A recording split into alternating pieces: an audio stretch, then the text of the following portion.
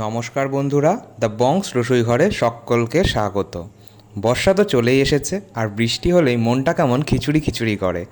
তাই আমার আজকের রেসিপি একদম কম উপকরণে সম্পূর্ণ নিরামিষ ভুনা খিচুড়ি।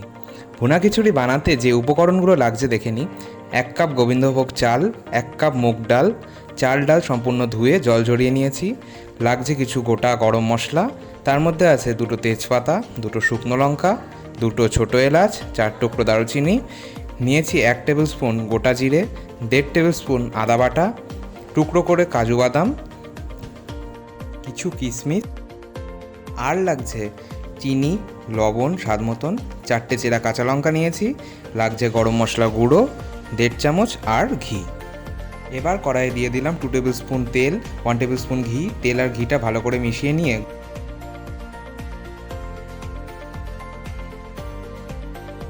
দিয়ে দেবো গোটা গরম মশলাগুলো। এলাচের মাথাটা কিন্তু ফাটিয়ে নিয়ে দিয়েছি। এবার 30 সেকেন্ড মতো একটু নাড়াচাড়া করে নেব।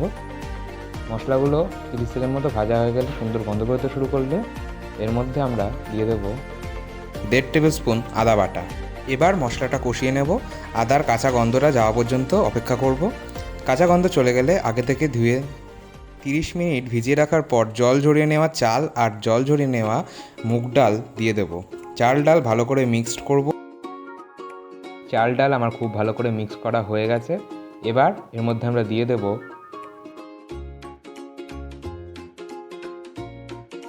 1 টেবিল স্পুন জিরের গুঁড়ো, আর দিয়ে দেবো 1 টিস্পুন হলুদ গুঁড়ো, দিয়ে ভালো করে মিক্স করে ফ্রাই করব। চাল ডাল ফ্রাই করা হয়ে গেছে কিভাবে বুঝবেন? দেখবেন চাল ডাল ফ্রাই করা হয়ে গেলে কালারটা চেঞ্জ হয়ে যাবে আর সুন্দর গন্ধও বেরোবে। 2 মিনিট মতন ফ্রাই করে নিয়েছি। এবার দিয়ে দেবো কাজু বাদামের টুকরো আর কিশমিশ। এটার পরিমাণটা আমি আর বলছি না, আপনাদের ইচ্ছে মতন এটা দেবেন। এবার ভালো করে মিক্সড করে নেব। মিক্স করা হয়ে গেছে আমার। এবার দিয়ে দেবো স্বাদ মতো লবণ। আপনারা আপনাদের স্বাদ অনুযায়ী লবণ দেবেন। দিয়ে এবার ভালো করে চাল ডালের সাথে লবণটা মিক্স করে নেব। চাল ডালের সাথে লবণ মিক্স করা হয়ে গেছে আমার। এবার দিয়ে দেবো 4 কাপ গরম জল। অবশ্যই গরম জল নেবেন। আমার যেহেতু চাল ডাল মিলিয়ে 2 কাপ হয়েছিল, তাই জল দিলাম 4 কাপ। চাল ডাল যা নেবেন তার ডবল জল যাবে। আপনারা কিন্তু এখানে ডালের পরিমাণটা একটু কমিয়ে সেই পরিবর্তে চাল আর ডালটাকে ইকুয়াল করে নিতে পারেন। আমি এখানে চাল আর ডাল দুটোই সমান সমান নিয়েছি, 1 কাপ করে।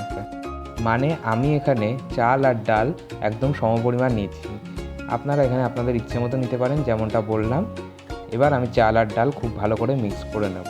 চাল আর ডাল আমার খুব ভালো করে মিক্স করা হয়ে গেছে। এবার ফুটে উঠলে চাপা দিয়ে দেবো এবং ওভেন হাই ফ্লেমে দিয়ে 8 মিনিট অপেক্ষা করব। এখানে বলে রাখি, আমি যেহেতু এই কাপে মেপে চাল ডাল নিয়েছিলাম, তাই এই কাপে মেপেই জল দিয়েছি। আপনারাও তাই করবেন, তাহলে আপনাদেরও জলের পরিমাণটা সঠিক হবে এবং খিচুড়ি হবে পারফেক্ট। 8 মিনিট হয়ে গেছে। এবার চাপাটা সরিয়ে নিলাম। দেখুন চাল ডাল একদম সেদ্ধ হয়ে গেছে আর জলটাও শুকিয়ে গেছে। তবে এখনও একটু ভেজা ভেজা ভাব আছে খিচুড়ির মধ্যে। এতে ভয় পাবেন না একদমই। স্ট্যান্ডিং টাইমে রাখলে জলটা একদম টেনে যাবে। তার গ্যাসের ফ্লেমটা আমি মিডিয়ামে করে দেবো এবং খিচুড়িটাকে ওপর নিচ করে একটু নেড়ে নেব। খিচুড়িটা যদি আমি না নেড়ে নিই, তাহলে নিচে থাকা খিচুড়িটা কিন্তু নিচে লেগে যাওয়ার চান্স থেকে যাবে। তাই আমরা খুব ভালো করে একটু ওপর নিচ করে নেব খিচুড়িটা।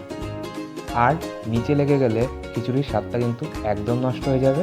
তাই এই স্টেপটা কিন্তু খুবই ইম্পর্ট্যান্ট। এবার দিয়ে দেবো স্বাদ মতো চিনি। চিনি দিলাম স্বাদটা ব্যালেন্স হওয়ার জন্য, তবে যারা অপছন্দ করেন তারা স্কিপ করতে পারেন। তবে চাল ডাল সেদ্ধ হওয়ার পরেই কিন্তু চিনিটা দেবেন, কারণ চিনি দেওয়ার পর চাল ডাল কিছুই আর সেদ্ধ হবে না। দিয়ে দেবো 4টে চেরা কাঁচা লঙ্কা আর 1 টেবিল স্পুন ঘি, দিয়ে মিক্স করে নেব। এই সময় গ্যাসের ফ্লেম একদম মিডিয়ামে রাখবেন। আমাদের নিরামিষ ভুনা খিচুড়ি কিন্তু অলমোস্ট ডান। তবে এবার আমরা দিয়ে দেবো গরম মশলা গুঁড়ো, দিয়ে ভালো করে মিক্স করে খুব ভালো করে আমরা মিক্স করে নিচ্ছি। মিক্স করে নিয়ে আমরা এটা স্ট্যান্ডিং টাইমে রাখবো। গ্যাসের ফ্লেম বন্ধ করে চাপা দিয়ে 10 মিনিট স্ট্যান্ডিং টাইমে রেখে দেবো। 10 মিনিট পর আমি সার্ভ করে দিয়েছি বেগুনির সাথে। বেগুনির সাথে এই খিচুড়ি অসাধারণ লাগে। আপনারাও বাড়িতে এই টিপসগুলো ফলো করে বানান, তবে আপনাদেরও ভুনা খিচুড়ি হবে পারফেক্ট।